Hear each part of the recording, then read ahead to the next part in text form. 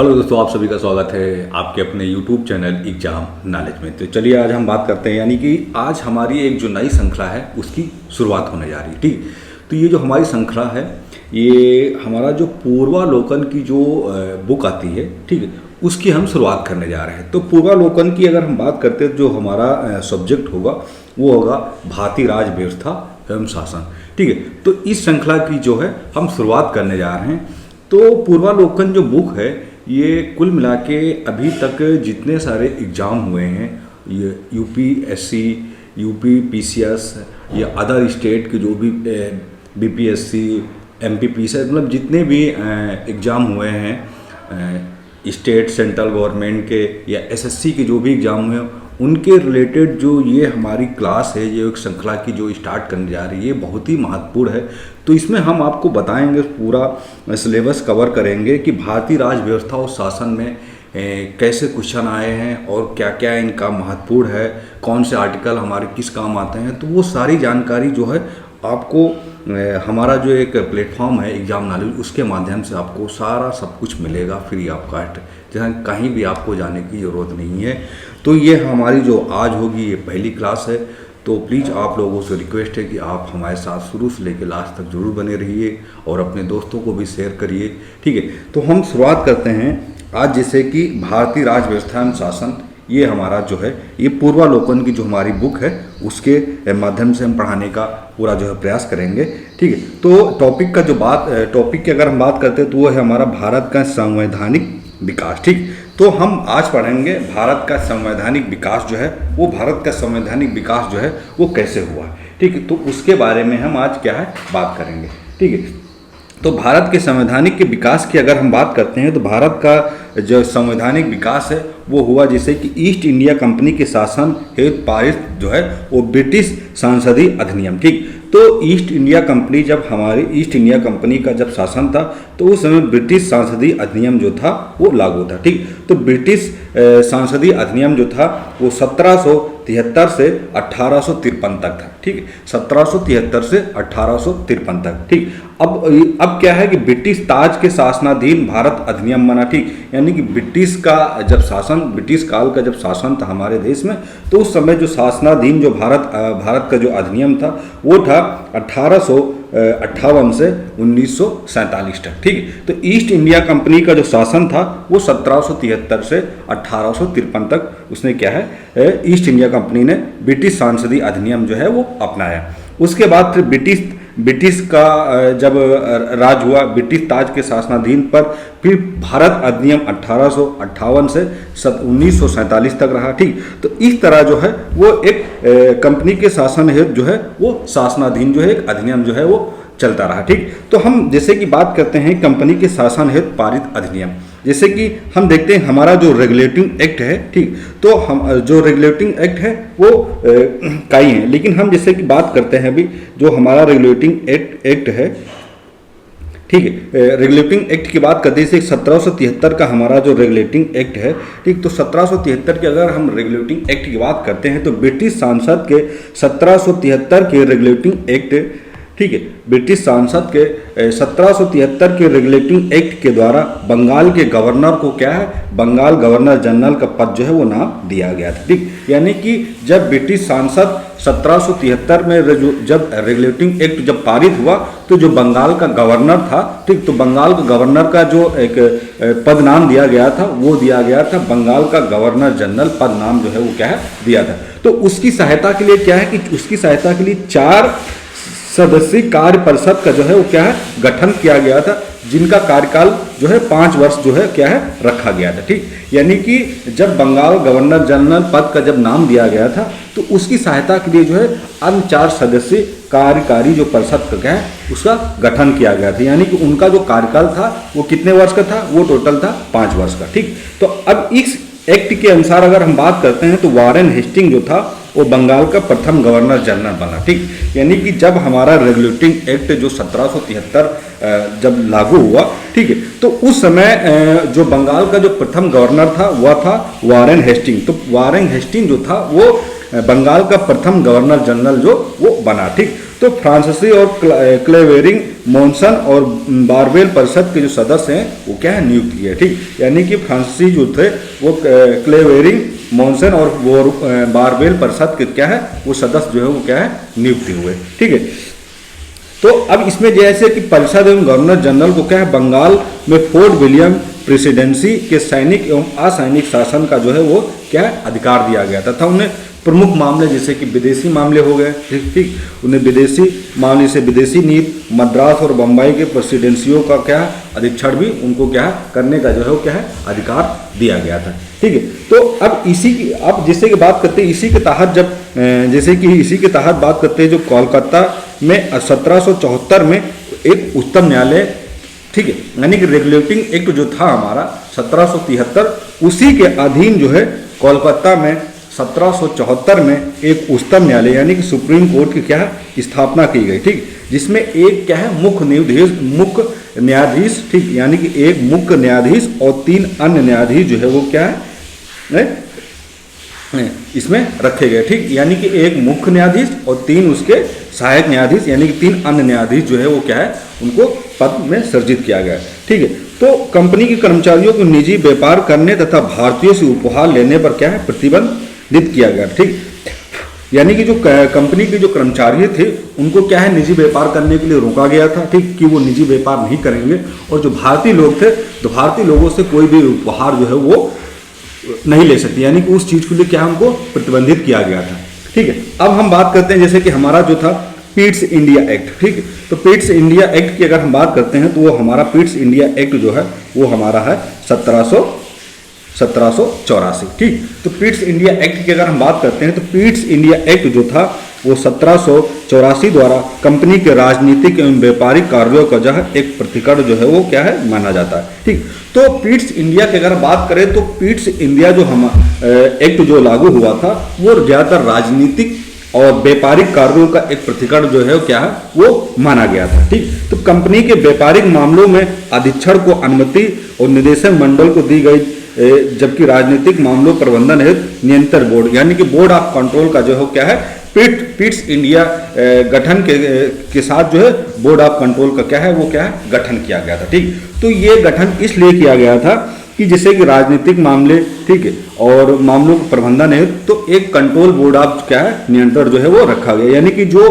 Company के अधीन जो व्यापारिक मामले थे उनका जो अधीक्षण करना यानी कि अनुमति और निदेशन मंडल को क्या है दी गई राजनीतिक मामले में क्या है उनका निरीक्षण करना है। ठीक, तो इस वजह से बोर्ड ऑफ कंट्रोल का जो है क्या है वो पिट्स इंडिया एक्ट यानी कि 1784 के अधीन जो है वो बोर्ड ऑफ कंट्रोल का क्या है गठन किया गया था। ठीक, अब हम बढ़ते हैं हमारा अगला जो है कि 1786 का अधिनियम की अगर हम बात करते हैं। ठीक, जैसे कि 1786 अधिनियम की अगर हम बात करें तो हमारा जो 1786 अधिनियम है तो 1786 अधिनियम की बात करते हैं तो गवर्नर जनरल को विशेष परिस्थितियों में अपनी परिषद के निर्णय को निरस्त करने। ठीक, यानी कि ये जो 1786 का जो अधिनियम था तो उसमें ये था कि गवर्नर जनरल अपनी जब कोई आदेश या कोई अध्यादेश जब जारी करता है तो क्या है तो उसमें ये दिया गया था कि गवर्नर जनरल को विशेष परिस्थितियों में अपनी परिषद के निर्णय को निरस्त करने अथवा लागू करने का अधिकार जो है वो क्या है प्रदान किया गया था। ठीक, यानी गवर्नर जनरल कोई आदेश देता है, ठीक है, तो वो क्या है कि अगर कोई ऐसी विशेष परिस्थिति होती है तो वो अपना निर्णय क्या है निरस्त कर सकता है अथवा क्या है लागू कर सकता है। ठीक है, तो ये अधिकार जो है वो गवर्नर जनरल को क्या है 1786 अधिनियम के तहत जो है वो क्या है प्राप्त हुआ था। ठीक, तो गवर्नर जनरल को प्रधान सेनापति यानी कमांडर इन चीफ की शक्तियां भी क्या प्रदान की गई थी। ठीक, यानी कि जो गवर्नर जनरल था उसको क्या प्रधान सेनापति यानी कि कमांडर इन चीफ की शक्तियां भी क्या है उसको प्राप्त थी। ठीक है, अब हम बढ़ते हैं हमारा अगला जो है कि 1793 का चार्टर एक्ट। ठीक, तो हम बात करते हैं जैसे कि हमारा जो 1793 का चार्टर एक्ट की अगर हम बात करते हैं तो ये हमारा 1794 का चार्टर एक्ट की अगर हम बात करते हैं तो ये जो था ये कंपनी के अधिकार यानी कि सर्वप्रथम अगर बात करें तो लॉर्ड कॉर्नवालिस ने क्या है प्राप्त किया था। ठीक है, तो 1793 में चार्टर एक्ट जो था तो कंपनी के अधिकार के रूप में सर्वप्रथम लॉर्ड कॉर्नवालिस ने क्या है वो प्राप्त किया था। तो 1793 के चार्टर एक्ट के अंतर्गत कंपनी के अधिकारों को क्या है 20 वर्ष के लिए क्या है बढ़ा दिया गया था। ठीक, यानी कि हमारे यहाँ जब चार्टर एक्ट जो लागू हुआ था तो उस समय क्या है इसको कंपनी का जो अधिकारों थे तो उसको क्या है 20 वर्ष तक क्या है 20 वर्ष तक क्या है बढ़ा दिया गया था। ठीक, तो इस कंपनी के अधिकार की जो अगर सर्वप्रथम की अगर बात करते हैं तो वो थे लॉर्ड कर्नवालिस जो क्या उनको ये क्या है अधिकार जो क्या है प्राप्त था। ठीक, तो इस दौरान क्या है कंपनी के जो अधिकारों को क्या है वो 20 वर्ष तक और क्या है बढ़ा दिया गया था। ठीक, अब हम बढ़ते हैं हमारा अगला जो है। ठीक है, तो चार्टर एक्ट जो हो गया हमारा ये हो गया हमारा एक। अब हम चार्टर एक्ट तो दूसरे की बात करते हैं तो ये हमारा है चार्टर एक्ट 2। ठीक, तो चार्टर एक्ट की बात करते हैं तो ये हमारा जो है ये हमारा है दूसरा। ठीक, तो 1813 का चार्टर एक्ट की अगर हम बात करते हैं, ठीक 1813 की चार्टर एक्ट की अगर हम बात करते हैं तो 1813 की चार्टर एक्ट द्वारा पहली बार भारतीयों की शिक्षा पर प्रतिवर्ष 1 लाख रुपए व्यय करने का क्या प्रबंध किया गया था। ठीक, यानी कि जब 1813 का जो चार्टर एक्ट जब लागू हुआ तो चार्टर एक्ट के द्वारा जो है कि भारतीयों को शिक्षा पर प्रतिवर्ष यानी जो भारतीय लोग थे उनको शिक्षा पर प्रतिवर्ष 1 लाख रुपए का व्यय करने का यानी कि 1 लाख रुपए खर्च करने का जो है उपबंध वो क्या है किया गया था। ठीक है, तो कंपनी के भारतीय व्यापार के एकाधिकार को क्या है समाप्त कर दिया गया था। यद्यपि चीन के साथ तथा चाय के व्यापार पर उसका एकाधिकार जो है वो बना रहा। ठीक, यानी कि जो कंपनी के जो भारतीय व्यापार थे जो एकाधिकार थे उनको क्या है समाप्त कर दिया गया था, लेकिन चीन के साथ जो एक चाय का जो व्यापार था वो एकाधिकार जो है वो क्या है बना हुआ था, वो जो है समाप्त नहीं किया गया था। ठीक, अब हम बढ़ते हैं हमारा जो चार्टर एक्ट जो है तीसरा। ठीक, ये हमारा चार्टर एक्ट 1833 का चार्टर एक्ट की अगर हम बात करते हैं, ठीक है, तो चार्टर एक्ट की बात करते हैं तो 1833 की चार्टर एक्ट की बात करते हैं तो ये चार्टर एक्ट के द्वारा बंगाल के गवर्नर जनरल को संपूर्ण भारत का गवर्नर जनरल जो है वो बना दिए गए थे। ठीक, तो ये जो हमारा 1833 का जो चार्टर एक्ट था ये क्या है महत्वपूर्ण देखा जा रहा। ठीक, इम्पोर्टेंट के तौर पे देखा जा रहा। तो जब 1833 का जब चार्टर एक्ट जब लागू हुआ तो उस समय बंगाल का जो गवर्नर था, बंगाल के गवर्नर जनरल को संपूर्ण भारत यानी कि पूरे भारत का जो है क्या है गवर्नर जनरल जो है वो क्या है बना दिया गया था। ठीक, तो अब इसमें क्या हुआ था कि देश की शासन प्रणाली का केंद्रीकरण कर दिया गया था। ठीक, यानी कि जो देश में जो शासन की एक जो व्यवस्था थी, शासन की जो प्रणाली थी वो केंद्र के अधीन कर दिया गया। ठीक, यानी कि सारी शासन व्यवस्था जो थे वो केंद्रीकरण कर दिया गया था यानी केंद्र के अधीन कर दिया गया था। ठीक, तो उस समय जो था तो जैसे कि लॉर्ड विलियम बेंटिक जो था वो भारत का प्रथम गवर्नर जनरल बना। ठीक है, यानी कि जब भारत का गवर्नर जनरल बना दिया गया था तो उस समय जो लॉर्ड विलियम बेंटिक जो थे वो सर्वप्रथम भारत के क्या है गवर्नर जनरल बने। ठीक है, तो ये भारत के क्या है सर्वप्रथम भारत के लॉर्ड विलियम बेंटिक जो थे वो भारत के सर्वप्रथम क्या है प्रथम गवर्नर जनरल बने। तो कंपनी के समस्त व्यापारिक कार्य जो है वो क्या है समाप्त कर दिए, यानी कंपनी के जितने कार्य थे ठीक उनको क्या है समस्त कार्य जो है वो क्या है समाप्त कर दिए गए थे तथा भविष्य में उसे केवल राजनीतिक कार्य ही करने थे। ठीक, यानी कंपनी की जितने भी कार्य थे उनको समाप्त कर दिया गया था, उनको ये अधिकार दिया गया कि सिर्फ आप उस भविष्य में उसे केवल एक राजनीतिक कार्य ही क्या है कर सकते थे। ठीक, तो अब हम जैसे कि गवर्नर जनरल की परिषद में क्या है कि एक कंपनी सदस्य तथा चौथा सदस्य को सम्मिलित किया गया था। ठीक, यानी कि गवर्नर जनरल परिषद की अगर हम बात करते हैं तो कंपनी का सिर्फ एक सदस्य यानी कंपनी जो था एक सदस्य या चौथा सदस्य को क्या है सम्मिलित कर सकती थी। ठीक, तो 1 से 4 सदस्य जो है वो क्या है सम्मिलित कर सकती थी। अब लॉर्ड मैकेलो को कानूनी सदस्य के रूप में क्या है शामिल किया गया था, यानी कि अब अगर हम देखते हैं कि जो हमारे लॉर्ड मैकेले थे उनको क्या है कानूनी सदस्य के रूप में जो वो क्या है शामिल किया गया था। किसमें शामिल किया गया था, जो हमारा चार्टर एक्ट था 1833 का, उसमें क्या है लॉर्ड मैकेलो को क्या है कानूनी सदस्य के रूप में क्या है उनको क्या है शामिल किया गया था। ठीक है, तो गवर्नर जनरल को पूरे भारत के लिए कानून बनाने का अधिकार जो है वो क्या है प्रदान किया गया था। ठीक, तो लॉर्ड मैकेलो को यह अधिकार दिया गया था कि गवर्नर जनरल को पूरे भारत के लिए कानून बनाने का अधिकार जो है वो क्या है प्राप्त किया गया था। ठीक, तो जो गवर्नर जनरल थे पूरे संपूर्ण भारत के, तो वो सर्वप्रथम थे लॉर्ड विलियम बेंटिक। तो उनको ये अधिकार दिया गया था कि गवर्नर जनरल की परिषद में एक पूरे भारत के लिए कानून बनाने का जो अधिकार है वो क्या है, उनको प्राप्त किया था। लेकिन अगर हम बात करते हैं कानूनी सदस्य के रूप में, तो वो कानूनी सदस्य के रूप में लॉर्ड मैकेलो को क्या है, शामिल किया गया था। ठीक है, तो नौकरियां हैं तो योग्यता जो है, योग्यता संबंधी मानदंड अपनाकर भेदभाव समाप्त करने का प्रयास भी किया गया था। यानी कि नौकरी में जो योग्यता संबंधित जो चीज़ें थी उनके अधीन ही क्या है, नौकरी दी जाती थी। लेकिन जो मानदंड थे, उन मानदंड के अधीन जो भेदभाव होता था उसको क्या है, समाप्त कर दिया गया था।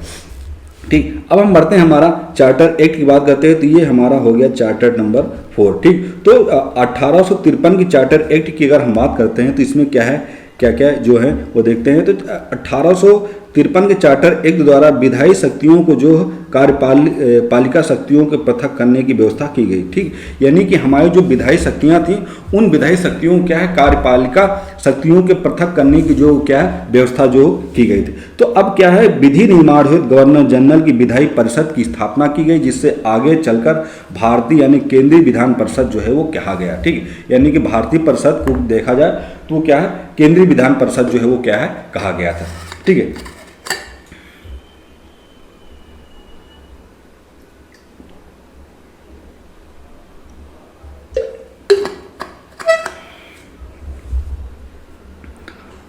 ठीक है, तो भारतीय केंद्रीय यानी कि जो भारतीय लोग थे, ठीक, तो उन्हें क्या है, केंद्रीय विधान परिषद जो हो क्या है, कहा गया था।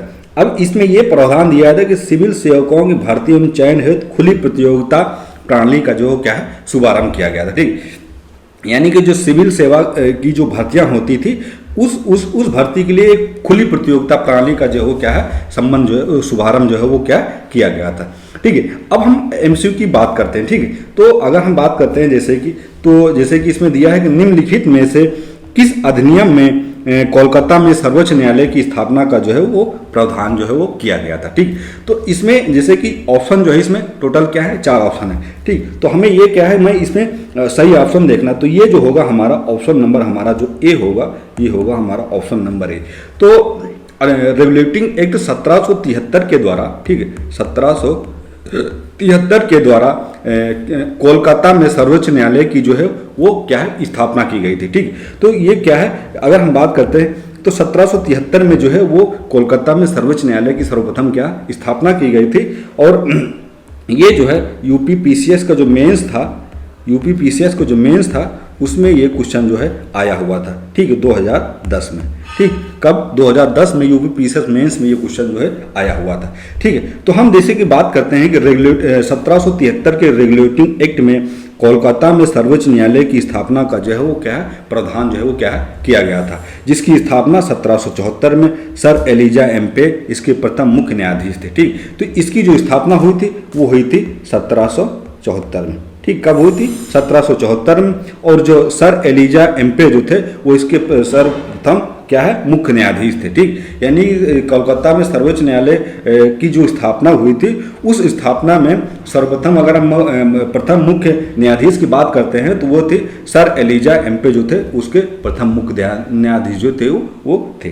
ठीक है, अब हम बढ़ते, हमारा अगला जो क्वेश्चन है कि सर्वोच्च न्यायालय की स्थापना के संबंध में निम्नलिखित में से कौन सा कथन जो है वो सही माना जाता है। ठीक, तो अब इसमें हम देखते हैं कि सर्वोच्च न्यायालय की अगर हम बात करते हैं तो जो हमारा सर्वोच्च न्यायालय है, ठीक, तो उसमें जैसे कि इसमें 2 कथन है। ठीक, तो हम ये देखते हैं कि सर्वोच्च न्यायालय की स्थापना के संबंध में जो कथन है वो कौन कौन से कथन जो है वो सही माने जाते हैं। ठीक है, तो अगर हम बात करते हैं इसमें, तो जो हमारा ऑप्शन है, ठीक है, तो इसका जो ऑप्शन नंबर होगा वो होगा हमारा ऑप्शन नंबर ए, यानी कि ए जो है वो सही होगा। तो कोलकाता में सर्वोच्च न्यायालय की जो स्थापना हुई थी वो रेगुलेटिंग एक्ट के द्वारा, यानी कि 1773 के रेगुलेटिंग एक्ट के द्वारा जो हुई थी। इसकी जो स्थापना हुई थी वो 1774 में हुई थी। ठीक, तो लेमेस्टर इस न्यायालय के प्रथम मुख्य न्यायाधीश थे, तो ये जो है गलत है। ठीक, इसके जो प्रथम मुख्य न्यायाधीश थे, जैसे कि हमने आपको बताया, तो वो थे सर एलिजा एम्पे जो थे वो प्रथम मुख्य न्यायाधीश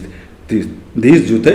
तो कोलकाता में सर्वोच्च न्यायालय यानी कि सुप्रीम कोर्ट की स्थापना जो है वो रेगुलेटिंग एक्ट के द्वारा, जो 1773 का जो रेगुलेटिंग एक्ट था उसके द्वारा, उसके अंतर्गत जो है वो की गई थी। ठीक है, अब अगर बात करते हैं तो ये जो हमारा कथन नंबर 2 है वो क्या है, गलत है। ठीक है, अब हम बढ़ते हैं हमारा अगला जो क्वेश्चन है कि सूची फर्स्ट को सूची सेकंड को सम्मिलित कीजिए तथा सूचियों के नीचे दिए गए कोड का जो क्या है, सही है। तो अगर हम बात करते हैं, देखते हैं सूची फर्स्ट को, तो ठीक है, तो सूची फर्स्ट और सूची सेकंड को क्या है, हमें सम्मिलित करना है। तो अगर हम बात करते हैं यानी कि नियंत्रण परिषद की स्थापना की अगर हम बात करते हैं, तो नियंत्रण परिषद की जो स्थापना हुई थी वो हुई थी 1700, ठीक है, 1784 में जो थी वो नियंत्रण परिषद की क्या है, स्थापना हुई थी। अब सर्वोच्च न्यायालय की स्थापना की अगर हम बात करते हैं, तो सर्वोच्च न्यायालय की जो स्थापना हुई थी वो हुई थी 1773 के रिलेटिव एक्ट के द्वारा हुई थी। ठीक, अब अंग्रेजी मिशनरियों को भारत में कार्य करने की अनुमति जो कब मिली थी, ठीक, यानी कि हमारे जो मिशनरी जो थे उनको भारत में क्या है, कार्य करने की जो अनुमति कब मिली थी, तो उनको जो अनुमति मिली थी वो 1813 में मिली थी।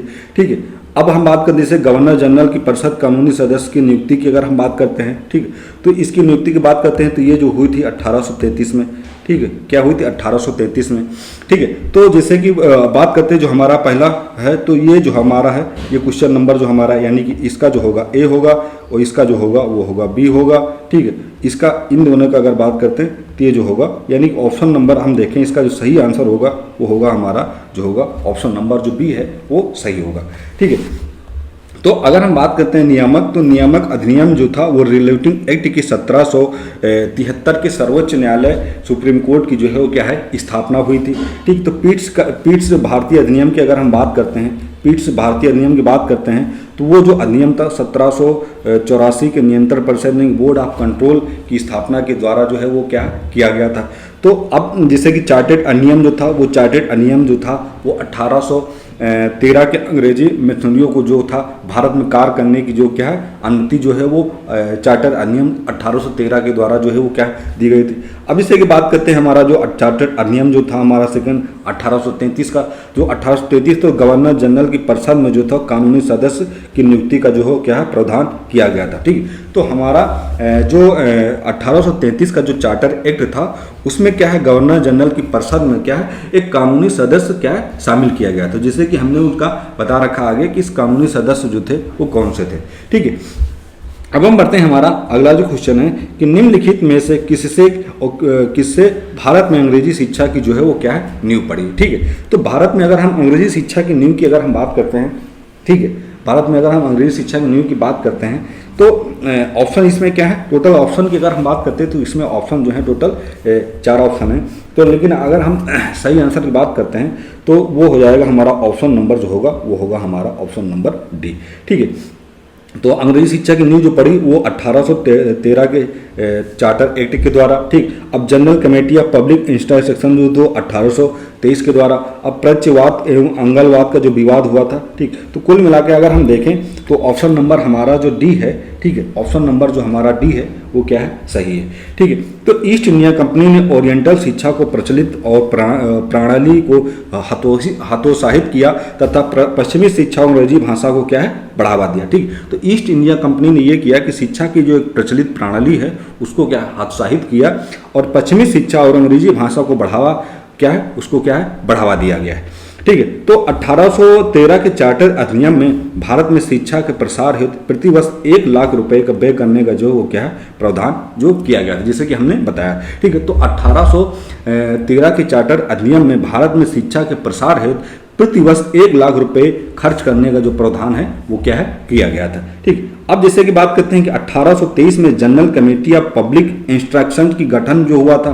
ठीक, उस गठन में क्या हुआ, तो उस गठन में जिसकी प्रमुख जिम्मेदारी जो थी वो थी शिक्षा हेतु निर्धारित अनुदान का क्या है उपयोग करना था। ठीक, यानी कि शिक्षा हेतु जो था वो निर्धारित जो अनुदान था क्या है उसका क्या है उपयोग करना था। ठीक, अब समिति में क्या है अंगलवादी यानी कि एजिस्लेस्टिक तथा प्रत्ययवाद यानी कि ओरिएंटलिस्ट दोनों को विचारधाराओं में क्या समर्थन में क्या है उसको क्या है शामिल किया गया था। ठीक है, अब जैसे कि बात करते हैं कि हमारा लॉर्ड विलियम बैटिंग, तो लॉर्ड विलियम बैटिंग जो थे वो 1828 से 1835 में यानी कि 7 मार्च 1835 तक लॉर्ड मैकेले के प्रस्ताव को स्वीकार करते हुए अंग्रेजी को उच्च शिक्षा का जो हो क्या है माध्यम जो हो क्या है बना दिया। ठीक है, तो जब लॉर्ड विलियम बेंटिंक जो 1828 से लेकर 1835 तक जो थे वो लॉर्ड मैकेले के प्रस्ताव को स्वीकार किया उन्होंने। स्वीकार करने के बाद उन्होंने क्या अंग्रेजी का जो माध्यम था, अंग्रेजी को माध्यम को क्या है एक उच्च शिक्षा का जो है वो क्या है माध्यम जो है वो क्या है बना दिया।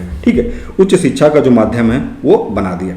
अब हम बढ़ते हैं, हमारा अगला जो क्वेश्चन है कि किस अधिनियम के द्वारा ब्रिटिश संसद ने चाय और चीन के साथ व्यापार को छोड़कर ईस्ट इंडिया कंपनी के भारत के साथ व्यापारिक एकाधिकार को समाप्त कर लिया। ठीक, ये जैसे कि हम अभी इससे पहले क्या है बता चुके हैं। ठीक, तो जैसे कि एक उसमें ये था कि चीन के साथ जो है चाय के साथ छोड़कर भारत के सभी जो व्यापारिक अधिकार थे वो क्या है समाप्त कर दिए थे। तो ये जो हुआ था ये किस एक्ट के द्वारा हुआ था, इसमें ये जो है पूछा जा रहा है। ठीक, तो ये जो हुआ था ये हुआ था ऑप्शन नंबर हमारा जो है वो है ऑप्शन नंबर ए। ठीक, तो ये 1813 के चार्टर अधिनियम के द्वारा जो है ये क्या है हुआ था। ठीक है, क्या है 1813 के चार्टर अधिनियम के द्वारा जो था वो ब्रिटिश सांसद ने चाय और चीन के साथ व्यापार को छोड़कर ईस्ट इंडिया कंपनी के भारत के साथ व्यापारिक एकाधिकार जो है वो क्या है पूर्णतः जो है क्या है समाप्त कर दिया था। ठीक, व्यापारिक अधिकार जो है पूर्णतः जो वो समाप्त कर दिया था। ठीक, जबकि अगर हम बात करते हैं 1833 के चार्टर अधिनियम द्वारा कंपनी की समस्त व्यापारिक गतिविधियों को समाप्त कर दिया गया था और कंपनी को केवल राजनीतिक एवं प्रशासनिक कार्यों तक सीमित कर दिया गया। ठीक, यानी कि जब हमारा जो चार्टर्ड अधिनियम जो 1833 वाला जब वो अधिनियम बना तो उस अधिनियम के द्वारा कंपनी की जितने भी समस्त व्यापारिक और गतिविधियां थी उनको समस्त चीज़ों को क्या इस चार्टर्ड अधिनियम के द्वारा जो है क्या समाप्त कर दिया गया। तो उनको ये सीमित किया गया कि केवल आप राजनीतिक और प्रशासनिक कार्यों तक ही सीमित कर दिया गया था। ठीक, उनको केवल राजनीतिक और प्रशासनिक कार्यों तक क्या सीमित कर दिया गया था। ठीक है, तो अब हम बढ़ते हैं, हमारा अगला जो क्वेश्चन है कि ब्रिटिश सांसद के किस अधिनियम ने भारत में व्यापार पर ईस्ट इंडिया कंपनी के एकाधिकार को समाप्त कर दिया था। ठीक है, तो अब इसमें हम ये देखते हैं कि ब्रिटिश सांसद यानी कि जो सांसद था ब्रिटिश सांसद के किस अधिनियम ने भारत में जो व्यापार पर ईस्ट इंडिया कंपनी ने एकाधिकार को क्या समाप्त कर दिया था। ठीक, तो अगर हम बात करते हैं जो हमारा ऑप्शन होगा वो होगा हमारा ऑप्शन नंबर सी। तो 1800 ठीक यानी कि 1813 का जो चार्टर एक्ट के द्वारा जो है वो क्या समाप्त कर दिया गया था। ठीक है, तो 1813 के चार्टर एक्ट में भारत में व्यापार पर ईस्ट इंडिया कंपनी के एकाधिकार को क्या समाप्त कर दिया गया था। हालांकि चाय और चीन के साथ व्यापार पर उसका एकाधिकार कुछ समय तक जो है वो क्या है बना हुआ था। ठीक है, यानी कि चाय और चीनी का जो व्यापार था, ठीक है, चाय और चीनी का जो व्यापार था वो कुछ समय तक क्या है वो एकाधिकार जो क्या हुआ बना रखा था। ठीक है, अब हम जैसे कि बढ़ते हैं, हमारा अगला जो क्वेश्चन है कि जैसे कि चार्टर एक्ट 1813 का जो चार्टर एक्ट के बारे में अगर हम बात करते हैं। ठीक, यानी कि 1813 का जो चार्टर एक्ट के बारे में अगर हम बात करें जैसे कि इसमें भारत में ईस्ट इंडिया कंपनी के व्यापार एकाधिकार को चाय का व्यापार तथा चीन के साथ व्यापार को छोड़कर समाप्त कर दिया था। यानी कि ये जो है सही है सही है। ठीक है, तो हम इसमें संबंध के बारे में अगर हम देखते हैं कि इसका जो संबंध था वो 1813 का चार्टर के तो वो किस चीज़ से संबंध माना जाता है। ठीक है, तो अगर हम बात करते हैं तो इसका ऑप्शन की बात करते हैं, जो हमारा ऑप्शन है वो हमारा ऑप्शन नंबर ए। ठीक, यानी कि 1 और 2 जो है वो सही है। ठीक, तो ये इसमें क्या है कि भारत में ईस्ट इंडिया कंपनी ने क्या व्यापार एकाधिकार को क्या है यानी कि चाय और चीनी का व्यापार छोड़कर बाकी सब क्या है समाप्त कर दिया, यानी कि ये जो है करेक्ट है। ठीक, अब इसमें कंपनी द्वारा एकाधिकार में लिए गए भारतीय राज्य क्षेत्रों पर ब्रिटिश राज क्राउन की संप्रभुता को सुदृढ़ किया गया, यानी कि ये भी सही है। ठीक, अब भारत का राजस्व अब ब्रिटिश सांसद के नियंत्रण में आ गया था, ये जो है गलत है। ठीक, तो ऑप्शन नंबर हमारा जो ए होगा वो बिल्कुल सही होगा। ठीक है, तो अगर हम बात करते हैं यानी कि चार्टर एक्ट जो 1813 ब्रिटिश ईस्ट इंडिया कंपनी का जो था एक व्यापारिक एकाधिकार जो है वो क्या समाप्त हो गया था, लेकिन चीन और चाय के व्यापार पर उसका एकाधिकार जो है वो क्या बना हुआ था। ठीक है, साथ ही कंपनी द्वारा अधिग्रहित भारतीय क्षेत्रों पर ब्रिटिश क्राउन की जो संप्रभुता था वो सुदूर यानी कि एक सुदूर तरीके से जो है वो किया गया था। तो भारत का राजस्व जो था वो 1858 के भारत शासन अधिनियम के बाद ब्रिटिश सांसद के प्रत्यक्ष नियंत्रण में आ गया था। ठीक, यानी कि ये जो हमारा जो क्वेश्चन है ये गलत है। तो ये जो था हमारा ठीक, ये जो था हमारा 1858 के द्वारा जो था वो ब्रिटिश सांसद के नियंत्रण में आया था। ठीक, तो ये जो हमारा है ऑप्शन नंबर गलत था, यानी कि ऑप्शन जो 3 था ये गलत। ये जब आया था, ये आया था 1858 के राजस्व परिषद के ब्रिटिश सांसद के नियंत्रण में जो हो क्या है आया था। ठीक है, अब हम बढ़ते हैं, हमारा जो अगला जो क्वेश्चन है कि किस अधिनियम ने भारतवासियों को अपने देश के प्रशासन में कुछ हिस्सा लेना संभव बनाया गया। ठीक, यानी कि किस अधिनियम के द्वारा जो था भारतवासियों को अपने देश के प्रशासन में कुछ हिस्सा लेने जो है एक संभव बनाया गया था। ठीक, तो अगर हम इसमें ऑप्शन की बात करते हैं, जिसमें ऑप्शन जैसे कि चार्टर एक्ट 1833 का, चार्टर एक्ट 1853 का, गवर्नमेंट ऑफ इंडिया का 1858 का, या इंडियन काउंसिल एक्ट 1861 का। ठीक, तो अगर हम बात करते हैं इसके ऑप्शन की बात करते हैं, तो जो हमारा ऑप्शन होगा वो होगा हमारा ऑप्शन नंबर जो होगा वो होगा हमारा ऑप्शन नंबर ए। ठीक, क्या होगा ए, यानी ऑप्शन नंबर हमारा जो होगा वो होगा चार्टर एक्ट। ठीक है, चार्टर एक्ट 1833 के द्वारा। ठीक, 1833 के द्वारा।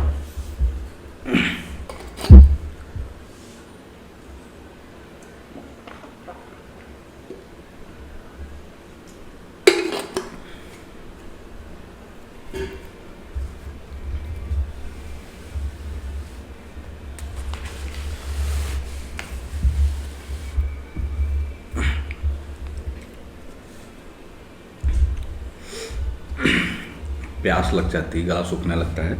ठीक है, तो अगर हम बात करते हैं, जैसे कि देखते हैं जो हमारा है कि चार्टर एक्ट 1833 की धारा 87 में कहा गया था किसी भी भारतीय अथवा ब्रिटिश प्रजा को धर्म, जन्म स्थान या वंश यानी कलर आदि के आधार पर कंपनी की सेवा या पद से वंचित जो है वो नहीं किया जाएगा। ठीक, यानी कि जो हमारा चार्टर एक्ट जो लागू हुआ था 1833 वाला, तो उसके अधीन धारा 87 में ये कहा गया था कि किसी भी भारतीय अथवा ब्रिटिश प्रजा को, ठीक, यानी कि भारतीय और ब्रिटिश प्रजा को धर्म, जन्म, वंश या जात के आधार पर उसकी सेवा या पद से क्या है वंचित जो है वो नहीं किया जा सकता।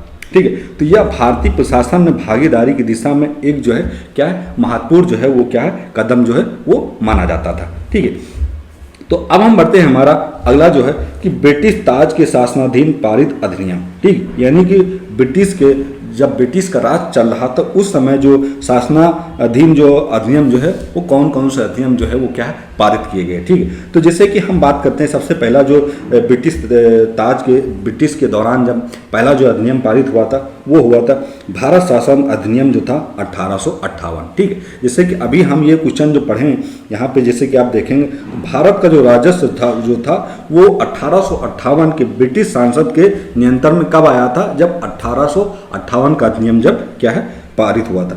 ठीक है, तो इस अधिनियम द्वारा भारत का शासन जो था वो ब्रिटिश ताज के जो है वो क्या है अधीन कर दिया गया था। ठीक, यानी कि जब भारत में शासन अधिनियम 1858 जब लागू हुआ था तो उस समय भारत का जो शासन था वो ब्रिटिश ताज के क्या है अधीन कर दिया गया था। तब क्या है कि गवर्नर जनरल जो था अब ब्रिटिश ताज का जो है क्या प्रत्यक्ष प्रतिनिधि जो है क्या बनाया गया और उसे वायसराय कहा जाने लगा। ठीक, उसे क्या कहा जाने लगा था, तो उसे कहा जाने लगा था वायसराय। ठीक, तो उस समय अगर हम वायसराय की बात करते हैं तो उस समय जो वायसराय थे वो थे लॉर्ड कैनिंग। ठीक, तो लॉर्ड कैनिंग जो थे वो भारत के प्रथम वायसराय बने।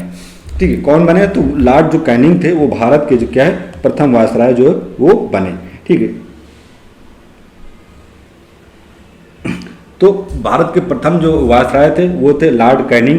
ठीक है, तो लॉर्ड कैनिंग जो थे वो भारत के प्रथम वायसराय बने।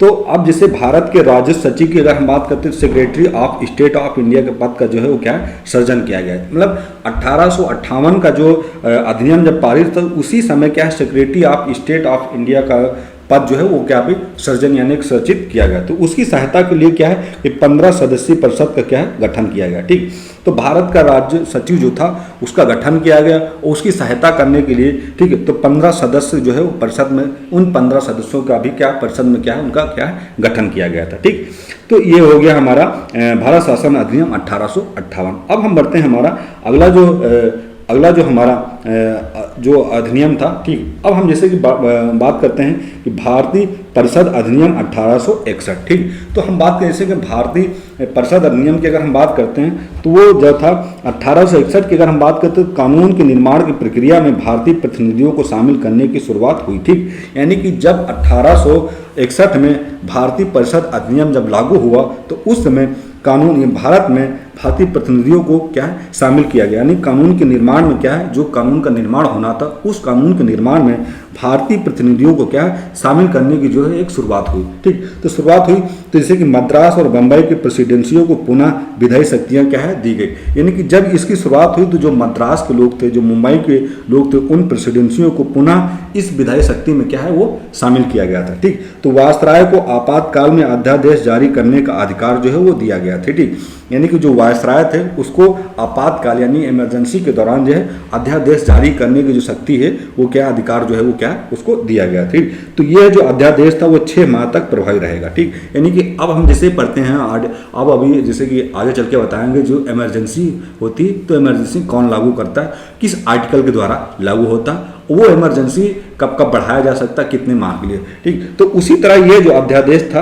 वो सिर्फ 6 माह के लिए क्या है प्रभावी रह सकता था। ठीक, यानी कि वायसराय जब आपातकाल में अध्यादेश जारी करेगा तो वो सिर्फ कितने 6 माह के लिए क्या है लागू रह सकता है। ठीक, अब हम बढ़ते हैं हमारा अगला जो है कि भारतीय परिषद अधिनियम की अगर हम बात करते हैं, हमारा जो भारतीय परिषद अधिनियम जो है ठीक वो है 1892। ठीक, तो 1892 के अगर हम भारतीय परिषद अधिनियम की बात करते हैं, केंद्रीय एवं प्रांतीय विधान परिषदों में अतिरिक्त सदस्यों की संख्या क्या है बढ़ाई गई। ठीक, यानी कि जब भारतीय परिषद अधिनियम 1892 जब लागू हुआ तो उस समय प्रांतीय विधान परिषदों में क्या है सदस्यों की जो संख्या है उसको क्या है बढ़ाया गया। ठीक, तो भारतीय सदस्यों को है वार्षिक बजट पर चर्चा करने का क्या है अधिकार दिया गया है, यानी कि जब ये परिषद अधिनियम 1892 जब लागू हुआ तो भारतीय जो सदस्य थे उन लोगों को क्या है वार्षिक बजट पर चर्चा करने का अधिकार जो है वो क्या है प्राप्त हुआ। ठीक, तो सरकार ने 6 दिन पूर्व सूचना देकर प्रश्न पूछने का अधिकार जो है वो दिया गया। ठीक, यानी कि अगर आपको बजट पर चर्चा करना 6 दिन यानी कि बजट पारित होने से 6 दिन पहले आपको इसकी सूचना देना होगा। सूचना देने पर फिर है कि आप बजट पर चर्चा यानी कि प्रश्न जो है वो क्या है पूछ सकते हैं। ठीक, लेकिन जब ये भारतीय परिषद अधिनियम जब लागू हुआ लेकिन उस दौरान जो था ठीक उस दौरान जो था वो मतदान देने का जो अधिकार था वो शामिल नहीं था। ठीक, यानी कि मतदान देने का अधिकार जो है वो है शामिल नहीं था। ठीक, तो अब जैसे कि सीमित समिति में रूप में निर्वाचन पद्धति का जो है आरंभ तो हुआ। ठीक, यानी कि समिति में निर्वाचन पद्धति का जो आरंभ तो हुआ लेकिन मतदान देने का अधिकार जो था वो नहीं लागू हुआ था। ठीक, अब हम बढ़ते हमारा अगला जो है कि भारतीय परिषद अधिनियम की अगर हम बात करते हैं, ठीक, भारतीय परिषद अधिनियम की अगर हम बात करते हैं तो वो जो अधिनियम हमारा है 1909 वाला यानी कि पार्लियामेंट्री सुधार अधिनियम। ठीक, भारतीय परिषद अधिनियम की अगर हम बात करते हैं तो वो 1909 पार्लियामेंट्री सुधार अधिनियम। तो इसके अधीन अगर हम बात करते हैं तो भारतीयों को विधि निर्माण एवं प्रशासन दोनों में प्रतिनिधित्व क्या है दिया गया। ठीक, यानी कि जो भारतीय लोग थे उनको विधि निर्माण एवं प्रशासन में दोनों में प्रतिनिधित्व करने का जो है वो क्या है अवशासन यानी कि प्रशासन दोनों में क्या प्रतिनिधित्व क्या है वो दिया गया है। ठीक, तो वायसराय की कार्यकारिणी परिषद में पहली बार एक भारतीय सदस्य की नियुक्ति किया गया। जो सदस्य थे वो थे सत्येंद्र प्रसाद सिन्हा। ठीक, जो यानी कि वायसराय का जो कार्यकारिणी परिषद था उस कार्यकारी परिषद में पहली बार एक भारतीय सदस्य को क्या है नियुक्त किया गया था। तो वो जो भारतीय सदस्य थे वो थे सत्येंद्र प्रसाद सिन्हा जी थे। ठीक, तो प्रांतीय विधान परिषदों की शक्तियां जो है वो क्या है बढ़ा दी गई। ठीक, यानी कि जो प्रांतीय विधान परिषद की जो शक्तियां थी उनको क्या है बढ़ाया गया। तो उस समय क्या सदस्यों को बजट पर चर्चा प्रस्ताव रखने तथा प्रश्न पूछने का अधिकार जो है वो क्या है मिला। ठीक, यानी कि सदस्यों को बजट पर चर्चा करने का प्रस्ताव रखने का तथा प्रश्न पूछने का जो अधिकार था वो 1909 यानी कि पार्लियामेंट्री सुधार में ये क्या है प्रश्न पूछने का जो क्या है अधिकार जो है उनको मिला। ठीक, तो मुसलमानों के लिए अगर हम बात करते हैं प्रत्यक्ष निर्वाचन यानी कि सेपरेट इलेक्टोरेट की व्यवस्था भी की गई। ठीक, यानी कि जब भारतीय परिषद अधिनियम 1909 जब पार्लियामेंट्री सुधार जब लागू हुआ तो मुसलमानों के लिए एक पृथक निर्वाचन यानी कि सेपरेट इलेक्टोरेट की जो क्या है व्यवस्था जो हो वो की गई थी। ठीक है, अब हम बढ़ते हैं, हमारा जो अगला है कि भारत शासन अधिनियम 1919 वाला मेंटेंग्स चेम्सफोर्ड सुधार अधिनियम, ठीक, यानी 1919 में मेंटेंगू चेम्सफोर्ड सुधार जो अधिनियम है वो पारित हुआ था। तो पहली बार जो है वो प्रत्यक्ष चुनाव प्रणाली जो लागू हुई थी, ठीक। तो अगर क्वेश्चन आता है कि पहली बार प्रत्यक्ष चुनाव प्रणाली जो है वो कब लागू हुई थी, तो आपको याद रखना कि भारतीय शासन अधिनियम 1919 द्वारा मेंटेंगू चेम्सफोर्ड सुधार अधिनियम के द्वारा जो है प्रत्यक्ष चुनाव प्रणाली जो है वो क्या है लागू हुई। तो सांप्रदायिक निर्वाचन का विस्तार कर इसे सिख और भारतीय ईसाइयों और अंगल भारतीयों तथा यूरोपियों तक क्या है इसको क्या है बढ़ावा जो है वो क्या है दिया गया है, ठीक। इससे अधीन क्या है बढ़ावा दिया गया। तो केंद्र में द्विसदनीय व्यवस्था क्या है स्थापित हुई, ठीक, यानी केंद्र में जो है वो द्विसदनीय व्यवस्था जो है वो क्या है स्थापित। इससे पहले क्या था, प्रांत में द्विसदनीय व्यवस्था जो लागू, तो प्रांतों में द्विसदनीय जो व्यवस्था क्या है लागू किया गया, ठीक। तो केंद्र में द्विसदनीय यानी कि राज्य विधान परिषद और जैसे कि केंद्र में है लोकसभा राज्यसभा होता है, ठीक, लोकसभा राज्यसभा। तो उसी तरह केंद्र में द्विसदनीय व्यवस्था क्या है स्थापित की गई, ठीक। तो प्रांतीय विषयों को आरक्षित और हस्तांतरित विषयों में विभाजित किया गया और पहली बार उत्तरदायी शासन शब्द का जो हो क्या प्रयोग किया गया, ठीक। तो पार्लियामेंटू अगर बात करें 1919 का जो मेंटेंगू चेम्सफोर्ड सुधार अधिनियम के द्वारा जो है पहली बार उत्तरदायी शासन शब्द का जो है क्या है प्रयोग जो है वो किया गया, ठीक। अब हम बढ़ते हैं, हमारा अगला जो है कि भारत शासन अधिनियम, ठीक। तो हम भारत शासन अधिनियम की अगर बात करते हैं तो ये जो है हमारे लिए बहुत महत्वपूर्ण है। भारत शासन अधिनियम जो था 1935 वाला 1935 वाला, इसको अगर हम देखें तो हमारा जो कॉन्स्टिट्यूशन जो संविधान है 1835 से बहुत सारी चीज़ें जो है वो क्या है ली गई हैं, ठीक। तो 1935 का एक जो है एक आयोग जो है वो गठन किया जाना था, जिसका कार्य जो था वो 10 वर्ष था। 10 वर्ष बाद इस अधिनियम की समीक्षा करने के बाद अपनी रिपोर्ट जो है वो क्या प्रस्तुत करना था, ठीक। यानी कि भारत शासन अधिनियम जो था वो सिर्फ 10 वर्ष के बाद जो है इस अधिनियम की समीक्षा करना था और अपनी रिपोर्ट प्रस्तुत करना था, ठीक। तो 1935 का जो अधिनियम का जो गठन हुआ था, ठीक, तो उसमें ये कहा गया था 10 वर्ष बाद इसकी समीक्षा की जाएगी, इसके अधिनियम की समीक्षा करने के बाद इसकी जो रिपोर्ट है वो क्या है प्रस्तुत की जाएगी, ठीक। तो हम बात करें इसके भारत शासन अधिनियम द्वारा जो है सर्वप्रथम भारत में संघात्मक सरकार की स्थापना की गई, ठीक। यानी कि 1935 द्वारा पहली बार सर्वप्रथम भारत में संघात्मक सरकार की क्या है स्थापना की गई और इस अधिनियम के द्वारा भारत में द्वैध शासन जो है क्या समाप्त कर दिया। यानी कि जैसे कि यहाँ पर क्या है प्रांतों में द्वैध शासन था, ठीक। तो इस अधिनियम के द्वारा भारत में द्वैध शासन क्या है समाप्त कर केंद्र में द्वैध शासन प्रणाली क्या है लागू की। यानी कि भारतीय जो प्रांत थे जो राज्य थे वहाँ पर क्या है द्वैध शासन जो थे वो प्रणाली लागू थी, ठीक। तो अब क्या होगा कि प्रांतों में क्या है ये द्वैध शासन समाप्त कर दिया और केंद्र में यानी कि द्वैध शासन प्रणाली जो है वो क्या लागू की। तो भारत में मुद्रा संबंधी नियंत्रण के लिए भारतीय रिजर्व बैंक की स्थापना की गई और सांप्रदायिक निर्वाचन प्रणाली का जो विस्तार करते हुए, ठीक। यानी कि हमारा जो 1935 का जो अधिनियम था उस अधिनियम के द्वारा भारत में मुद्रा संबंधी नियंत्रण के लिए भारतीय रिजर्व बैंक की क्या है 1935 के अधीन क्या है भारतीय रिजर्व बैंक की क्या है स्थापना की गई, ठीक है। तो महिलाओं और श्रमिकों को इसमें सम्मिलित किया गया, ठीक है। यानी कि महिलाओं और श्रमिकों को क्या है इसमें सम्मिलित किया कि इसमें जो एक निर्वाचन प्रणाली का जो विस्तार तो करते हुए दलित जातियों की अगर बात करें तो महिला और श्रमिकों को क्या है इसमें शामिल किया गया। इस अधिनियम के तहत वर्ष 1937 में संघीय न्यायालय की स्थापना हुई, ठीक। तो संघीय न्यायालय की कब स्थापना हुई थी तो वो हुई थी 1937 में। ये चीज़ आपको याद रखना है कि संघीय न्यायालय की जो स्थापना हुई थी वो हुई थी 1937 में।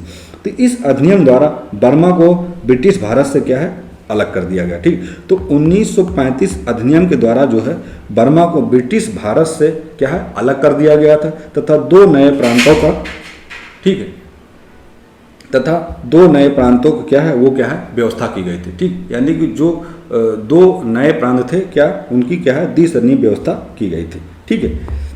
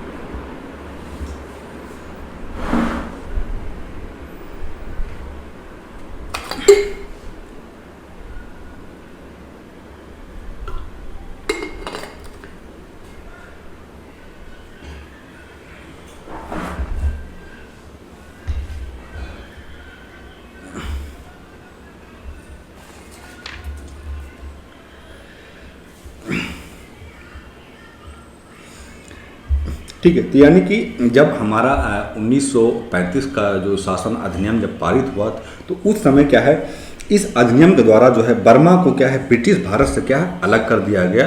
और उनको अलग करने के बाद दो नए प्रांतों यानी कि दो नए प्रांत की अगर हम बात करते हैं तो हमारा हो गया उड़ीसा और सिंध। ठीक है। यानी कि जब बर्मा को ब्रिटिश से अलग किया गया तो उस समय क्या है दो नए प्रांतों को क्या है जोड़ा गया था। जो वो दो नए प्रांत थे वो थे सिंध और उड़ीसा का जो है इस दौरान क्या निर्माण हुआ। तो इसके तहत जो कुछ प्रांतों में द्विसदनीय व्यवस्था की गई। ठीक, यानी कुछ प्रांतों में जो सदनीय व्यवस्था थी वो सदनीय व्यवस्था क्या है लागू किया गया था। ठीक है। तो अब हम बढ़ते हैं, हमारा अगला जो क्वेश्चन है कि भारतीय स्वतंत्रता अधिनियम 1947 की बात करते हैं। ठीक, यानी कि हमारा जो देश आज़ाद हुआ था वो 1947 में आज़ाद हुआ था। ठीक, तो हम अब बात करते हैं कि हमारा भारतीय स्वतंत्रता अधिनियम 1947। ठीक, तो 15 अगस्त 1947 को भारत को है स्वतंत्र एवं संप्रभु राष्ट्र जो है वो क्या है घोषित किया गया था। तो इससे पहले अगर हम बात करते तो वायसराय का पद जो है वो समाप्त कर दोनों डोमिनियन राज्यों में गवर्नर जनरल का पद जो है वो सृजित किया गया था। ठीक, तो इससे पहले वायसराय का जो पद था वो क्या है समाप्त कर दिया गया था। समाप्त करने के बाद दोनों डोमिनियन राज्यों में यानी कि जो दोनों डोमिनियन यानी कि सिंध और उड़ीसा, ठीक,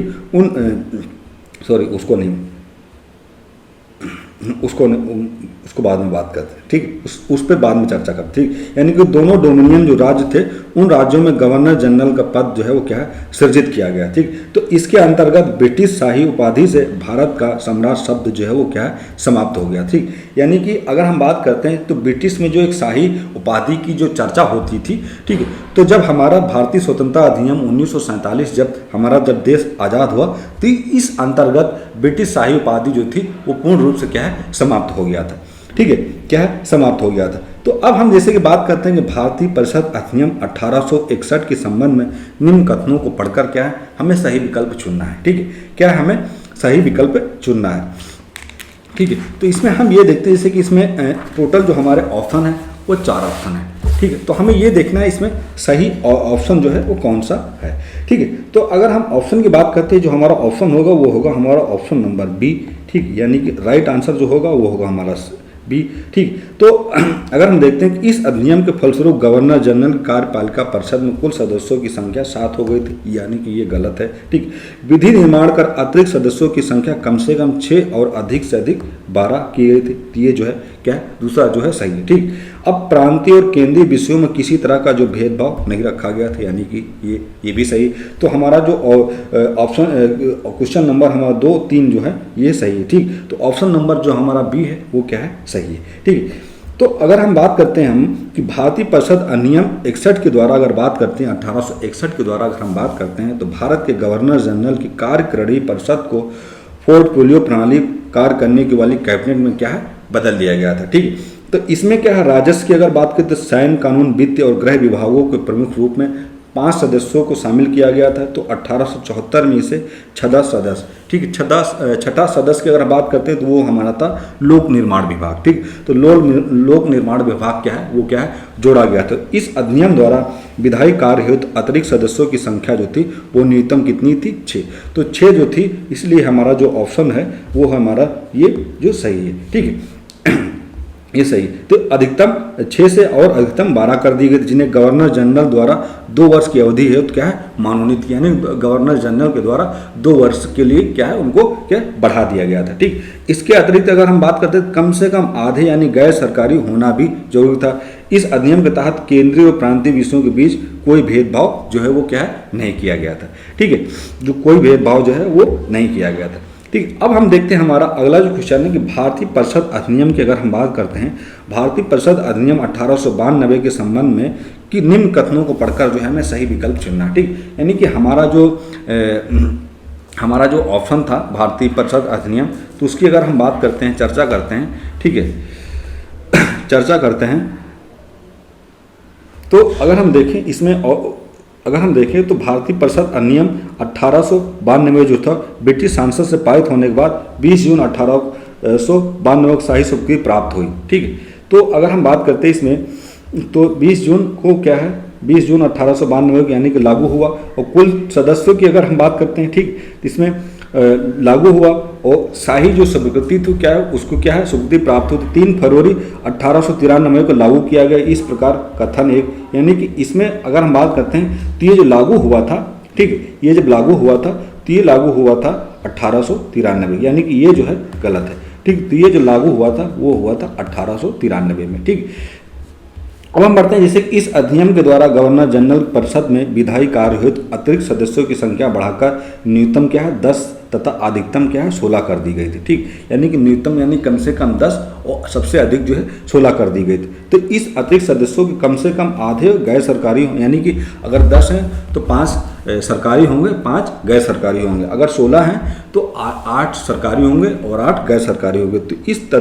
तो इस सदस्यों के देखते इन अतिरिक्त सदस्यों में 6 सरकारी सदस्य और 10 गैर सरकारी सदस्यों की व्यवस्था की गई, ठीक। यानी कि अगर 16 का अधीन होगा तो उसमें क्या है 6 सरकारी सदस्य होंगे और 10 जो है वो अर्ध सरकारी सदस्य होंगे। तो इसी तरह अगर हम देखें, ठीक है, तो कुल सदस्य 24 थे तो गैर सरकारी सदस्यों की संख्या 5 थी, तो ये भी क्या है गलत है।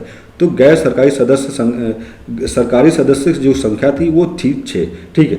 तो गैर सरकारी सदस्य की थी वो थी 10, तो ये भी क्या है, ये भी गलत है, ये भी गलत है, ठीक है,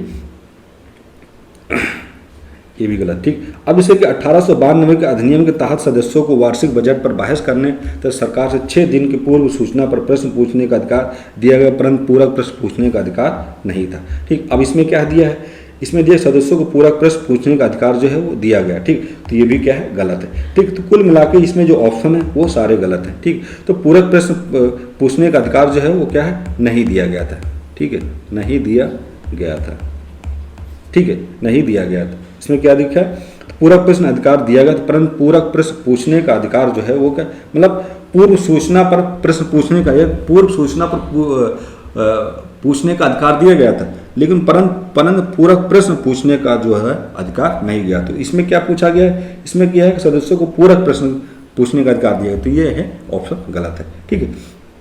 अब बढ़ते हैं, हमारा अगला जो क्वेश्चन है कि निम्नलिखित में से किस अधिनियम के अंतर्गत भारतीय विधान परिषद को बजट पर बहस करने की शक्ति प्राप्त है, ठीक। यानी कि निम्नलिखित में अगर हम बात करते हैं तो किस अधिनियम के अंतर्गत भारतीय विधान परिषद को बजट पर बहस करने की शक्तियां जो है वो क्या है प्राप्त हैं, ठीक है। तो अगर हम बजट की शक्तियों की अगर हम बात करते हैं तो इसका जो ऑप्शन होगा वो होगा हमारा ऑप्शन नंबर बी, ठीक। क्या हो जाएगा हमारा ऑप्शन नंबर बी जो होगा सही। तो भारतीय परिषद अधिनियम जो है हमारा 1892 है, उसके अंतर्गत भारतीय विधान परिषद को बजट पर बहस करने की शक्ति जो है वो क्या है प्राप्त है, ठीक है। बजट पर बहस करने की जो शक्ति है वो क्या है प्राप्त है। तो 1892 के भारतीय परिषद अधिनियम विधान परिषद के कार्यों में वृद्धि की, इसके तहत बजट पर बहस करने की शक्ति जो है वो क्या है दी गई, परंतु मतदान का अधिकार जो है वो क्या है नहीं दिया गया, जैसे कि हम बता चुके पहले। इस अधिनियम के तहत 6 दिन पूर्व, यानी कि 6 दिन पहले सूचना देने पर कार्यपालिका से प्रश्न पूछने की अनुमति दी गई, परंतु पूरक प्रश्न पूछने का अधिकार जो है वो नहीं दिया गया, ठीक है। तो हमारा जो ऑप्शन होगा वो होगा हमारा ऑप्शन नंबर बी, यानी कि भारतीय परिषद अधिनियम 1892 के द्वारा जो है इस बजट पर बहस करने की शक्ति जो हो क्या है प्रदान है, ठीक है। अब हम बढ़ते हैं, हमारा अगला जो है कि ब्रिटिश भारत में सांप्रदायिक प्रतिनिधित्व की व्यवस्था निम्नलिखित में से किस अधिनियम द्वारा जो है वो क्या है की गई, ठीक। यानी कि ब्रिटिश में भारत में सांप्रदायिक प्रतिनिधित्व की जो व्यवस्था है वो निम्नलिखित में से किस अधिनियम द्वारा जो है वो क्या है पारित की गई, ठीक है। तो अगर हम देखते हैं इसके ऑप्शन की बात करते हैं, जैसे कि इसमें ऑप्शन जो है टोटल कितने हैं 4 हैं, ठीक। तो अगर हम सही ऑप्शन की बात करते हैं, जो हमारा ऑप्शन होगा वो होगा हमारा ऑप्शन नंबर बी, ठीक। यानी कि ऑप्शन बी जो है वो सही है। तो मार्ले, ठीक, यानी कि मार्ले, ठीक, मार्ले मिंटू सुधार जो था, ठीक, सुधार 1909 के द्वारा जो है वो क्या व्यवस्था की गई थी, ठीक। तो भारतीय परिषद अधिनियम 1919 मार्ले मिंटू सुधार द्वारा ब्रिटिश भारत में सर्वप्रथम सांप्रदायिक प्रतिनिधित्व की जो है वो क्या व्यवस्था की गई थी, जिसके अंतर्गत मुसलमानों के लिए पृथक निर्वाचन मंडल का जो प्रावधान जो किया गया। इससे पहले जो हम क्या है वही बता चुके हैं 1909 वाला जो हमारा मार्ले मिंटू सुधार, ठीक है। तो अब हम बढ़ते हैं, हमारा अगला जो क्वेश्चन है कि 1909 का अधिनियम जो है वो किस चीज़ से संबंधित था, किस चीज़ से संबंधित जो वो क्या है माना जाता है, ठीक। यानी कि 1909 वाला जो हमारा 1909 का जो अधिनियम है वो किस चीज़ से संबंधित जो है वो क्या है माना जाता है, ठीक। तो ये जो है ऑप्शन नंबर हमारा डी है। तो ये विधान परिषद, ठीक, किससे विधान परिषद से संबंध जो है संबंध जो परिषद से क्या है, संबंधित है, संबंधित है। ठीक, तो ऑप्शन नंबर जो बी, ऑप्शन नंबर जो हमारा डी है वो क्या है, सही है। ठीक, हमारा जो ऑप्शन नंबर डी है वो क्या है, सही।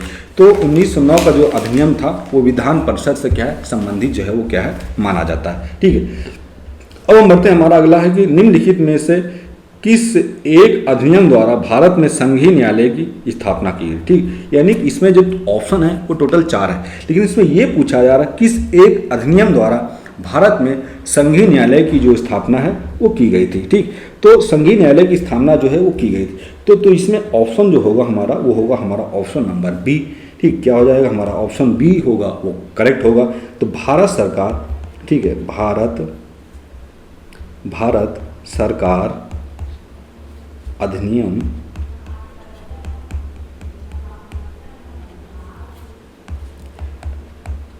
अधिनियम 1909 वाला। ठीक है, तो भारत में संघीय न्यायालय की स्थापना 1 अक्टूबर 1937 को, भारत में संघीय न्यायालय की जो स्थापना हुई थी वो 1 अक्टूबर 1937 को भारत सरकार अधिनियम 1935 के अंतर्गत की गई थी। ठीक, यानी कि जो भारत सरकार अधिनियम जो था 1935 के अंतर्गत जो था 1 अक्टूबर 1937 को भारत सरकार अधिनियम के द्वारा संघीय न्यायालय की क्या है वो स्थापना की गई थी। इसके प्रथम जो मुख्य न्यायाधीश थे वो सर मॉरिस गौर थे। ठीक, यानी इसके जो प्रथम जो मुख्य न्यायाधीश थे वो थे सर मॉरिस गौर थे।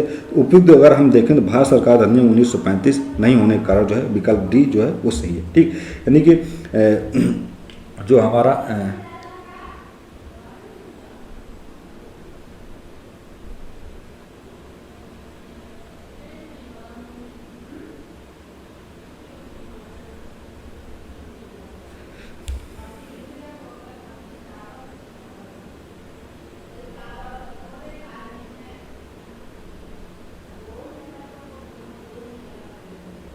ठीक, 1 मिनट, ये क्या है, गलत है। ठीक है, ऑप्शन बी जो होगा वो नहीं होगा। ठीक है, ऑप्शन जो बी होगा वो नहीं होगा, ऑप्शन डी जो है वो सही होगा। ठीक है, तो जो भारत शासन अधिनियम जो था वो 1935, तो उसमें 1935 दिया नहीं। ठीक, यानी हमारा 1935 दिया नहीं। ठीक, तो ऑप्शन डी जो होगा वो होगा हमारा सही। ठीक, ऑप्शन डी जो होगा वो हमारा सही होगा। ठीक है,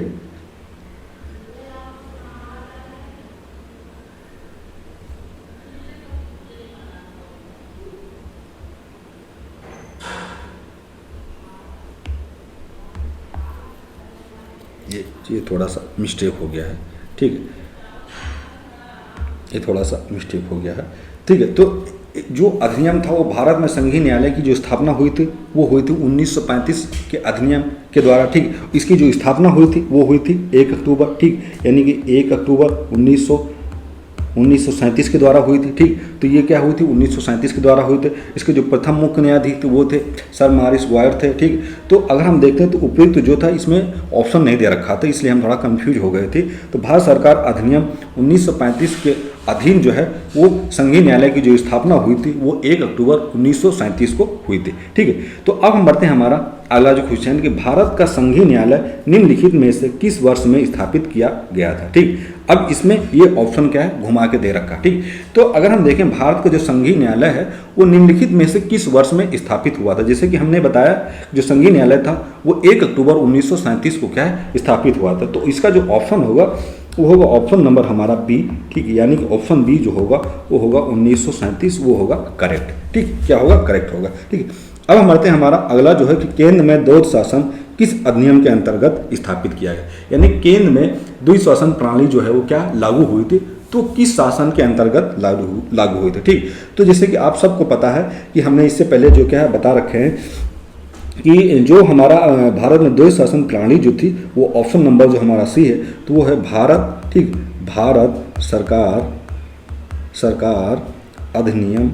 ठीक, अधिनियम 1935 के द्वारा जो है वो क्या है भारत में केंद्र में द्वैध शासन प्रणाली जो है क्या लागू किया गया था। तो भारत सरकार अधिनियम 1935 के अंतर्गत केंद्र में द्वैध शासन यानी एक नए अखिल भारतीय संघ की स्थापना तथा प्रांतों में द्वैध शासन व्यवस्था को समाप्त करने का प्रावधान जो हो वो भारत सरकार अधिनियम 1935 के अंतर्गत जो है वो क्या है किया गया था। ठीक, तो अब इसमें प्रांतों में द्वैध शासन का जो उपबंध था वो 1919 के अधिनियम द्वारा किया गया था। केंद्र में द्वैध शासन के तहत संघीय विषयों को 2 भागों में बांटा गया था। ठीक, जो संघीय विषय थे उनको 2 भागों में बांटा गया, एक था आरक्षित यानी कि रिजर्व, दूसरा था हस्तांतरित यानी हस्तांतरित विषय। ठीक, तो ये जो हो गया हमारा क्वेश्चन नंबर हमारा जो है ये है 8। ठीक है, अब हम बढ़ते हैं हमारा अगला जो है। ठीक, अगले क्वेश्चन की बात करते हैं। निम्नलिखित में से किस अधिनियम ने केंद्र में द्वैध शासन प्रणाली स्थापित किया था? ठीक, यानी किस अधिनियम के द्वारा जो है वो केंद्र में द्वैध शासन प्रणाली जो है वो क्या स्थापित की गई थी? ठीक, तो अगर हम बात करते हैं इसके ऑप्शन की तो हो जाएगा हमारा ऑप्शन नंबर ए। आप सबको पता है तो 1935 के शासन अधिनियम के द्वारा जो है केंद्र में द्वैध शासन प्रणाली जो है वो क्या है लागू की गई थी। ठीक है, अब हम बढ़ते हैं अगला जो क्वेश्चन है कि 1919 के भारत शासन अधिनियम की निम्नलिखित में से कौन सी प्रमुख विशेषता जो है वो क्या है मानी जाती है? ठीक, अगर हम बात करते हैं हमारा जो 1919 के भारत शासन अधिनियम की जो है वो निम्नलिखित जो है कौन सी प्रमुख विशेषता है वो क्या है मानी जाती है? ठीक, तो अगर हम बात करते हैं इसके ऑप्शन की तो इसका जो ऑप्शन होगा वो होगा हमारा ऑप्शन नंबर सी, यानी कि करेक्ट आंसर होगा सी। तो जैसे कि बात की प्रांतों की कार्यकारी सरकार में द्वैध शासन व्यवस्था जो है लागू की गई थी। मुसलमानों के लिए पृथक और सांप्रदायिक निर्वाचन मंडलों की जो व्यवस्था है वो की गई थी, वो नहीं की गई थी। केंद्र द्वारा प्रांतों को विधायी शक्तियाँ हस्तांतरित की गई थी, ठीक की गई थी। इसका जो ऑप्शन होगा वो होगा सही। तो भारत शासन अधिनियम 1919 ब्रिटिश सांसद द्वारा जो है पारित अधिनियम जो है वो माना जाता है, जिसका उद्देश्य था कि भारत शासन में भारतीयों की भागीदारी को बढ़ाना था। तो इस शासन के अंतर्गत इस अधिनियम को भारत सचिव यानी कि एडविन मंटेग्यू एवं वायसराय लॉर्ड चेम्सफोर्ड के कार्यकाल में क्या है वो ये जो अधिनियम है वो क्या है पारित किया गया। तो इस अधिनियम द्वारा राज्य में द्वैध यानी कि डबल शासन की स्थापना की गई थी। ठीक, यानी कि द्वैध यानी कि डबल शासन की क्या है स्थापना की गई थी, जिसके अंतर्गत प्रत्येक राज्य में प्रशासनिक विषयों को देव यानी कि प्रत्येक राज्य में 2 प्रशासनिक श्रेणियों में क्या है वो बांटा गया था। ठीक, तो वो जो 2 प्रशासनिक श्रेणी थी वो थी एक आरक्षित विषय और दूसरी थी हस्तांतरित विषय। ठीक, तो इन 2 विषयों को क्या है प्रत्येक राज्य में प्रशासनिक विषयों पर क्या 2 श्रेणियों में क्या है बांटा गया था। ठीक, तो आरक्षित विषय की हम बात करते थे प्रांतीय गवर्नर एवं उसकी कार्यकारी परिषद के अधीन जो है रखा गया था, यानी कि आरक्षित विषय। ठीक, अब हस्तांतरित विषयों की बात करते हैं तो उसका उत्तरदायित्व प्रांतीय विधानमंडल के प्रति उत्तरदायी मंत्रियों को सौंपा गया था। ठीक, यानी कि आरक्षित जो विषय था वो प्रांत के जो गवर्नर थे उनके उसकी कार्यकारी परिषद के अधीन जो है ये आरक्षित विषय रखे गए थे। अब हस्तांतरित विषय की बात करते हैं तो ये उत्तरदायी जो प्रांतीय विधानमंडल के जो प्रति उत्तरदायी जो मंत्री लोग थे उनको क्या है ये विषय जो है क्या है सौंपा गया था। ठीक, साथ ही केंद्र और प्रांतों को मध्य शक्तियों को बंटवारा संघीय एवं प्रांतीय विषय के रूप में जो है वो क्या है किया गया था। ठीक, जहाँ तक अगर हम मुसलमानों को पृथक सांप्रदायिक निर्वाचन का व्यवस्था का जो प्रश्न जो इसमें पूछा गया है, ठीक है, जो इसमें क्या है पूछा गया है। ठीक, तो अगर हम बात करते हैं तो ये जो प्रावधान था ये 1909 का अधिनियम के द्वारा ही कर दिया गया था। तो 1919 के अधिनियम में यह व्यवस्था न केवल जारी रही बल्कि इसे जो है सिखों, यूरोपियों और भारतीय ईसाइयों एंग्लो इंडियन के लिए भी क्या है विस्तारित जो है वो क्या है किया गया था। ठीक, ये जो है क्या है विस्तारित जो है वो क्या है विस्तारित जो है वो क्या है किया गया था। ठीक, तो आज की ये क्लास हम यहीं पर रोकते हैं। ठीक है, नेक्स्ट क्लास भी आपको मिल जाएगी। तो प्लीज़ आप लोगों से रिक्वेस्ट है कि हमारी इस क्लास को आप लाइक करिए, सब्सक्राइब करिए, हमारे चैनल को सब्सक्राइब कर अपने दोस्तों को भी शेयर करिए, कमेंट करके बताइए जो हमारी पहली क्लास है भारतीय राज व्यवस्था यानी कि शासन यानी कि पूर्वालोकन के जो चैप्टर की जो शुरुआत हुई, तो आप लोग जरूर कमेंट करके बताइए कैसी लगी। अगर कोई त्रुटि होती तो आप जरूर कमेंट करके बताइए, उसमें हम सुधार करेंगे। फिर हम मिलेंगे नेक्स्ट क्लास के साथ। जय हिंद, जय भारत।